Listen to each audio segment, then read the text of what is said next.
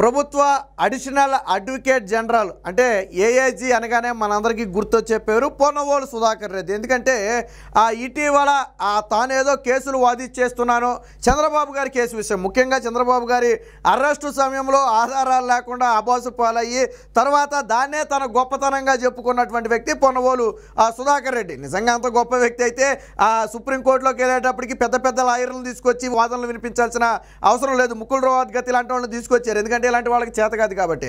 సరే, ఆ విషయాన్ని పక్కన పెడదాం. ఒక ప్రభుత్వానికి చెందినటువంటి అడ్వకేట్ జనరల్గా ఉన్నటువంటి వ్యక్తి రాజకీయాలకు అతీతంగా ఉండాలి, రాజకీయాలకు కొమ్ము కాయకూడదు. అది మనందరికీ తెలిసిన విషయమే. కేవలం ప్రభుత్వం ఇంట్రెస్ట్ మాత్రమే ఉండాలి, అప్పుడు ప్రభుత్వానికి మాత్రమే వాడు పనిచేయాలి, మనందరికీ తెలుసు. కానీ ఇప్పుడు ఉన్నటువంటి పొన్నవోలు సుధాకర్ రెడ్డికి జగన్మోహన్ రెడ్డి మీద స్పెషల్ ఇంట్రెస్ట్ ఉంది. ఎందుకు ఉంది అనేది సరే కొంచెం విడమర్చి చెప్తే పెద్దగానే ఉంటుంది తప్ప కొంచెం చిన్నగా చెప్పే ప్రయత్నం చేస్తా. గతంలో షర్మిల మాటలకు ఒకసారి వెనక్కి వెళ్ళాలి మనం. షర్మిల ఒక మాట చెప్పింది, ఏమని? జగన్మోహన్ రెడ్డి అన్నదానికి కౌంటర్ చెప్పింది. జగన్మోహన్ రెడ్డి ఏం చెప్పాడు? తండ్రి పేరును సిబిఐ ఛార్జ్షీట్లో చేర్చిన పార్టీలో చేరింది నా చెల్లి అని చెప్పి మాట్లాడాడు. దానికి షర్మిల కూడా కౌంటర్ ఇచ్చింది. ఏమని? సిబిఐ ఛార్జ్షీట్లో కాంగ్రెస్ పార్టీ చేర్చలా రాజశేఖర్ రెడ్డి పేరుని. ఎవరు చేర్చారు? జగన్మోహన్ రెడ్డి చేర్చాడు. ఎవరి ద్వారా చేర్పించాడు? ఇదిగో ఈ పొన్నవోలు సుధాకర్ రెడ్డి ద్వారా చేర్పించాడు. ఎస్, రాజశేఖర్ రెడ్డి పేరును సిబిఐ ఛార్జ్షీట్లో చేరిస్తే ఆయన లేడు కాబట్టి ఆ వంకతో కేసు నుంచి ఊరట లభించే అవకాశం ఉంది. తను A2 A3కి వెళ్ళిపోతే తన కేసు నుంచి బయటపడొచ్చనే ఒక ఉద్దేశంతో నాడు కుట్రకోణంలో భాగంగా చనిపోయాడు అనే ఇంగిత జ్ఞానం కూడా లేకుండా, తండ్రి కన్నా తండ్రి అన్న విశ్వాసం కూడా లేకుండా రాజశేఖర్ రెడ్డి పేరును జగన్మోహన్ రెడ్డి చెబితే పొన్నవోలు సుధాకర్ రెడ్డి చేర్చాడు.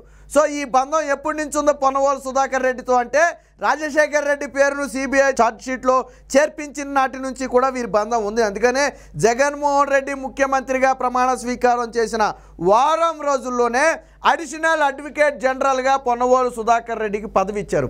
వాస్తవానికి ఏజీగానే ఇవ్వచ్చు. అడిషనల్ ఎందుకు ఇచ్చారు అంటే బహుశా ఆయన క్యాపబిలిటీ సరిపోదు కాబట్టి రేపొద్దున ఇబ్బంది పాలవ్వాలనుకున్నాడు ఏమో. కానీ అడిషనల్గా అయితే, అడిషనల్ ఏజీగా అయితే వారం రోజుల్లోనే. మరి నీకు ఆయనకి ఏ బంధం లేకపోతే వారం రోజుల్లో నువ్వు అడిషనల్ అడ్వకేట్, అసలు వారం రోజుల్లో ఏ వ్యక్తికి అక్కడ పోస్టింగే ఇవ్వాల. ప్రభుత్వంలో ఏ వ్యక్తికి పోస్టింగే లేదు. అప్పటికి మినిస్ట్రీ లేదు, మంత్రివర్గం లేదు, దాని గురించి ఇదే లేదు. అయినప్పటికీ కూడా వారం రోజుల్లోనే ఇచ్చాడు.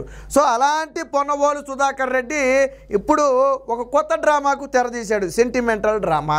జగన్మోహన్ రెడ్డికి మించి డ్రామా పండించడంలో పొన్నవోలు సుధాకర్ రెడ్డి దిట్ట. ఎలా దిట్ట అంటే ఒకసారి చూద్దాం. పాపం జగన్మోహన్ రెడ్డిని తలుచుకుని ఆయన బాధపడిపోయి ఏడ్చేసి కళ్ళ నీళ్లు తుడుచుకునే దాకా వచ్చింది పరిస్థితి. ఏంటో ఒకసారి చూద్దాం. ఇంతకే విదేశాలకు వెళ్ళినట్టున్నాడు మనోడు. విదేశాలకు వెళ్ళినప్పుడు అక్కడ వైసీపీ సోషల్ మీడియా వీళ్ళందరినీ కూడా కలిసినట్టుకున్నాడు. వాళ్ళతో మాట్లాడుతున్నాడు. ఏం మాట్లాడాడో చూద్దాం. జగనన్న కోసం కాదు,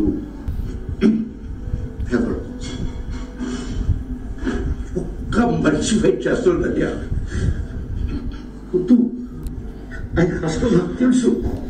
ఒక్క మనిషి ఫైట్ చేస్తున్నాడంట. ఒక్క మనిషి ఎవరి మీద ఫైట్ చేశాడు? ప్రజల మీద ఫైట్ చేశాడా? పెత్తందారుల మీద ఫైట్ చేశాడా? పేదల మీద ఫైట్ చేశాడు? ఎవరి మీద ఫైట్ చేశాడు? కేంద్రం మీద ఫైట్ చేసి ప్రత్యేక హోదా తెచ్చుంటే మనం కూడా ఒప్పుకుందాం. కేంద్రం మీద ఫైట్ చేసి విభజన హామీలు నెరవేర్చుంటే మనం కూడా ఒప్పుకుందాం. కేంద్రం మీద ఫైట్ చేసి రైల్వే జోన్ తెచ్చుంటే మనం కూడా నమ్ముదాం. మరి ఏం చేశాడు జగన్మోహన్ రెడ్డి? ఏమీ చేయలేదు కదా. మరి ఎవరి మీద ఫైట్ చేశాడు మనకైతే అర్థం కాల. అది చూడండి, ఏడుపు. అంటే అది కూడా ఒక డ్రామా అని అనుకోండి. ఆ నటన అందరికీ రాదు. అది వైసీపీలో కొంతమందికి అది ఆర్టిస్టులు అనమాట. వైసీపీలో బహుశా మరి నటన వచ్చిన తర్వాత వైసీపీలోకి వస్తారో లేదా వైసీపీలోకి వచ్చిన తర్వాత వాళ్ళకి నటన వస్తుందో తెలియదు. కానీ ఆ స్వతహాగా ఆర్టిస్టులకు మించి యాక్ట్ చేయటంలో ఎలాంటి వాళ్ళు ముందుంటారు. ఇంకా ఏమన్నాడు ఏనండి ఒకసారి. ఎవరు ప్రమాదంలో ఉన్నారు? మీరందరూ గుర్తుపెట్టుకోండి, జగన్మోహన్ రెడ్డి ప్రమాదంలో ఉన్నా అన్నాడు. ఎలా ప్రమాదంలో ఉన్నాడు నాకు అర్థం కాలేదు. అంటే ఓడిపోతున్నాడు కాబట్టి, ప్రజలు ఓడించేస్తున్నారు కాబట్టి ప్రమాదంలో పడ్డాడనా?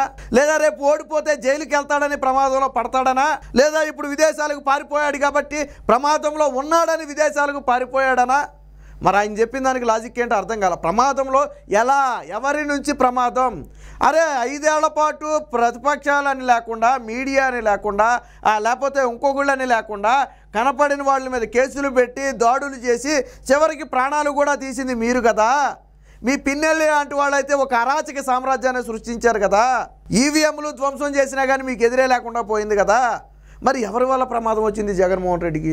జగన్మోహన్ రెడ్డి వల్ల ప్రజలకు ప్రమాదం వచ్చింది. జగన్మోహన్ రెడ్డి వల్ల ప్రజాస్వామ్యానికి ప్రమాదం వచ్చింది. జగన్మోహన్ రెడ్డి వల్ల పౌర హక్కులకు ప్రమాదం వచ్చింది. జగన్మోహన్ రెడ్డి వల్ల ప్రతిపక్షాలకు ప్రమాదం వచ్చింది. అంతేగాని జగన్మోహన్ రెడ్డికి ఎవరి వల్ల ప్రమాదం రాలేదు, రాదు కూడా. ఎందుకనంటే అలా ప్రమాదం నిజంగా జగన్మోహన్ రెడ్డికి ఇతరుల నుంచి ప్రమాదం ఉండుంటే ఇన్ని రోజులు 5 ఏళ్ల పాటు ముఖ్యమంత్రిగా ఉండేవాడు కాదు, అంతకుముందు ప్రతిపక్ష నేతగా అసలు ఉండేవాడు కాదు. సో ఇదంతా ఏంటంటే డ్రామా. అది మాత్రం వాస్తవం.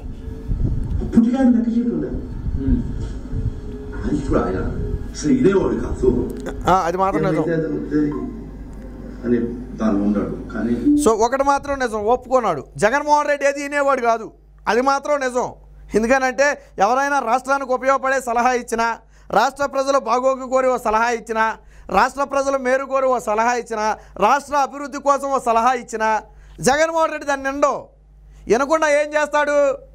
భూములు దోచేసే భూ చట్టాలు, లేదా మీడియాని నియంత్రించడం కోసం ఆ చట్టాలు, ప్రతిపక్షాలను వేధించడం కోసం అక్రమ కేసులు, దొరికిన కాడికి దోచుకోవడం కోసం ల్యాండు శాండు వైను అని తేడా లేకుండా అవి. సో జగన్మోహన్ రెడ్డి ఆ మాట వాస్తవం. జగన్మోహన్ రెడ్డి ఈ విషయాల్లో ఎవరి మాట వినడు, అది మాత్రం ఒప్పుకున్నాడు. ఎవరి మాట వినేవాడు కాదు అని చెప్పి ఆయన ఒప్పుకున్నాడు. ఇది మాత్రం నిజం. జగన్మోహన్ రెడ్డి తాను చేయాలనుకున్నదే చేస్తాడు తప్ప ఎదుటి వ్యక్తి చెప్పింది తాను ఎప్పుడూ చేయడు. అందులోనూ ప్రజల మంచి కోసం అంటే అసలే చేయడు. ఇది ప్రజలకు మంచి అండి అంటే చేయడు. ఇది ప్రతిపక్షాలను ఇబ్బంది పెడతా కానీ అంటే పోనీ దాన్ని ఏమైనా కన్సల్ట్ చేస్తాడేమో కానీ ప్రజలకు మంచి అనే పదాన్ని అయితే ఆయన ఎప్పుడు చేయడు. అది మాత్రం నిజం.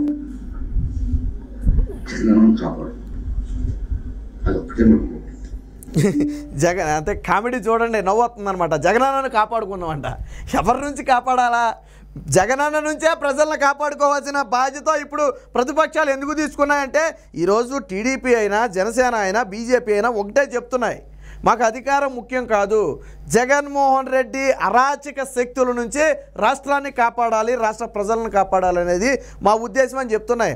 కాబట్టి ఇప్పుడు జగనన్నను మీరు కాపాడటం కాదు, మీ నుంచి ప్రజలను కాపాడాలా, జగనన్న నుంచి ప్రజలను కాపాడాలా. అది ఈరోజు అందరి ముందు ఉన్నటువంటి టార్గెట్. ఈరోజు జగన్మోహన్ రెడ్డిని గద్దె దించాలని చెప్పి ప్రతి ఒక్కరూ ఎందుకు కంకణం కట్టుకున్నారు, ఎందుకు భారీ స్థాయిలో పోలింగ్కి పోటెత్తి వచ్చారు? జగన్మోహన్ రెడ్డి అరాచకాలను తట్టుకోలేక ఆయన దింపాలని నిర్ణయించుకున్నారు.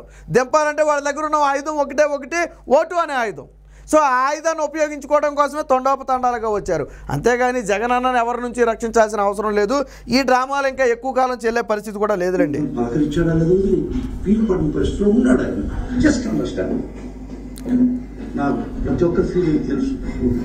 సో జగన్మోహన్ రెడ్డి గారు పలకలిచ్చలేని బిజీలో ఉన్నాడంట, వీలు పడని స్థితిలో ఉన్నారు. బట్ మీరేం మనసులో పెట్టుకోవద్దు అన్నాడు. అది మాత్రం నిజం. ఎక్కడ రిగ్గింగ్ చేయాలా, ఎక్కడ దొంగ ఓట్లు వేయాలా, ఎక్కడ అరాచకం సృష్టించాలా, లేకపోతే తన కేసుల నుంచి ఎలా బయటపడాలా, వివేకా కేసు నుంచి ఎలా బయటపడాలా, ఈ బిజీలో ఉన్నమాట వాస్తవం తప్ప రాష్ట్ర ప్రయోజనాల కోసమేమో ఆయన బిజీలో లేడు. రాష్ట్ర ప్రయోజనాల కోసం ఆశించి ఏమైనా బిజీలో పడ్డాడా? రాష్ట్రానికి మేలు చేయడం కోసం ఏమైనా బిజీలో పడ్డాడా? లేదు కదా. తన స్వార్థం కోసం బిజీలో పడ్డాడు, తనను తాను రక్షించుకోవడం కోసం బిజీలో పడ్డాడు.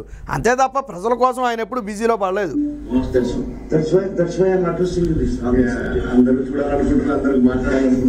మనోడు ఈ చింతపండు అంటారు, డాక్టర్ చింతా ప్రదీపో ఏదో ఉంది చూడండి, మనోడే ఇక్కడ ఉన్నాడు చూడండి. సోషల్ మీడియాలో నీచమైన రాతలు, అడ్డగోలు రాతలు రాసి ఆళ్ళ మీద ఏళ్ల మీద నీచమైన రాతలు రాసే వ్యక్తి ఈడే చింతా ప్రదీప ఏదో ఉంది మొత్తానికి పేరు, ట్విట్టర్లో ఉంటాడు.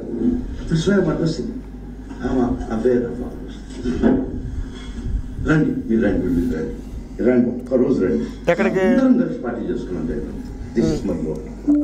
వీళ్ళు డిసైడ్ అయిపోయినట్టున్నారు మొత్తానికి. ఇంతకీ ఈయన బాధ ఏంటంటే పొన్నవోలు బాధ.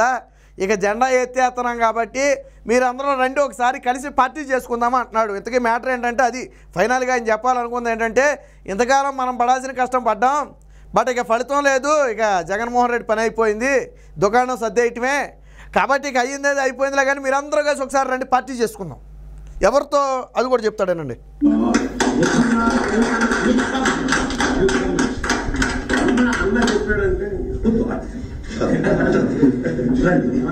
ఒక్కరోజు పెట్టి పెట్టుకున్నాం మనం అంతే చెప్పుకొని చేస్తాం.